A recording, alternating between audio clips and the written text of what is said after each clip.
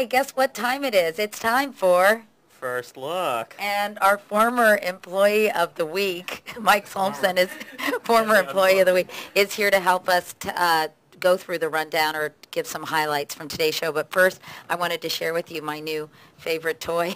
That's nice. What do you have there? Well, Mike, it's a Kinky Friedman doll. Kinky Friedman ran for governor of Texas and lost, sadly. He is quite a colorful character, though. And you hold the mic so I can let folks at home. He does. Kinky speaks. Listen.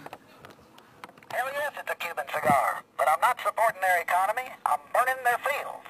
Ooh, nice. Kinky, that was harsh. Hold on. I support gay marriage. They have every right to be just as miserable as the rest of us. That's not original, is it? No. Here, hold on. There's some funnier ones. If you elect me the first Jewish governor of Texas, I'll reduce the speed limits to 54.95. Kinky, he's crazy, isn't he? This is really paying off. Well, really worth the wait. There might be a couple things we can use. Anyway, we wanted to share our Kinky Friedman doll with you. So, on to more important matters. Thank you, Jim. What's going on tonight? Do you hold the microphone? I'm going to let you do it, and you can play reporter. Okay.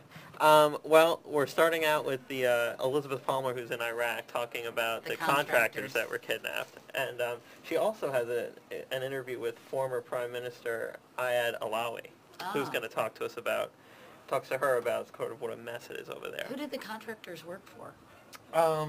They... It was an American group, and they were taking out old Italian equipment. You know, the Italians had left there, and they were moving out all this old Italian equipment. From the Italian contractors or troops? From the troops. Troops. From the troops, yeah. Oh.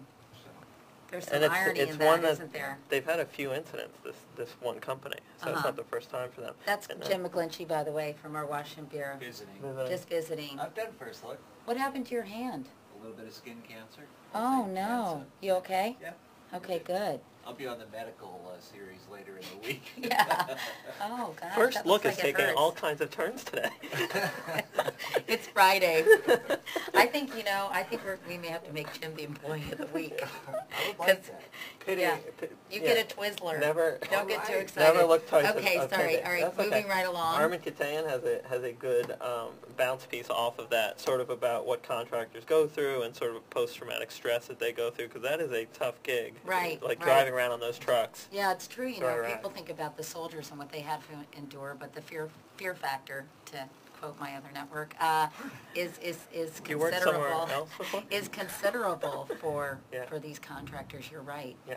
Then President Bush has taken a trip to Vietnam, which is, again, a little irony there. That seems to be the word of the day, because many people say that Iraq is President Bush's Vietnam, so there will be inevitable comparisons between that conflict and the one we are embroiled in now, right? And I know Jim Axelrod's actually focusing on that. Yeah, he is focusing on that. Yeah, he's taking a real hard look at that exact thing, which the White House isn't exactly happy about the comparison. But No. If you're going to go to Vietnam. And also, President Bush got a second thumping when the Republicans kind of handed him his head on a platter when it came to the trade agreement with Vietnam, which was kind of obnoxious, I thought, quite frankly, of the Republicans. Why would they... Jim's the Washington Bureau Chief, so why would they do that? Honestly, they were upset about the midterm elections, but it seems to me like a trade agreement with the Vietnamese would be a good thing that most everybody would want. Am I crazy to think that? No, you're not crazy to think that, and I have no idea why the Republicans couldn't get themselves together unless they were just so disappointed about the election that they didn't think that they had to help the president out. Was it intentional, Jim, or was it a procedural thing? I can't quite figure out. It did seem to be procedural there, and I don't pretend to know what that procedure was, but it was procedural. But it seems to me that they could have put it back on the floor before the president left, but they said they just couldn't do it. So it's sort of an embarrassing backdrop upon which to make this trip. Anyway, we've got a couple of other things, Cecilia. That's our camera person, Cecilia, and we'll have to show you her another time. Wyatt Andrews is finishing off our series on sort of what matters most people in the new agenda that the Democrats are going to have to deal with, and that's today, drug prices. I really like being manhandled. No, get that thing going. Negotiating with pharmaceutical companies to lower prices for prescription drugs, which is something a lot of people care about and are interested in. And then, all week long we've been trying to deal with this O.J. Simpson story, which we find really very, very repugnant and didn't want to give him much attention because it's such a sick enterprise, I have to say, and I think most people agree with that. You know, he's writing a book, how I would do it if I did it, or some such nonsense. That's the kind of thing that's hard to put on TV and act like you're disturbed by it, because then you're just feeding into it being on TV. Right, exactly. So it was one of these things that we talked about, but we're going to have a free speech tonight about domestic violence, which sometimes people forget was at the core of the whole O.J. Simpson, what I call that tragedy with the deaths of Nicole Brown Simpson and Ronald Goldman.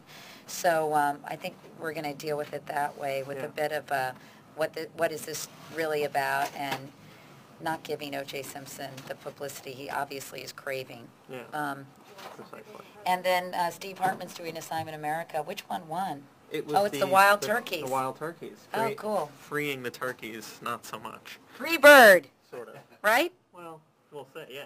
That's the music you need. Free bird. Free bird. There you go. Free bird, man! See, we just had an idea here. That was We're beautiful. hashing out Wow. stories and we That was come up with an magical, idea. Yeah. wasn't it? I felt it. Anyway. So I know it's scary when you think about this being part of the brain trust of CBS News. I know it's A lot frightening, of people but are not in today. That's why I'm sitting here. anyway, See, so the room is empty. thank you for watching First Look. We're happy to be with you. It's a chance to show that we really do have a sense of humor and personalities here at CBS. Anyway, have a great weekend, and we'll see you next week. Bye.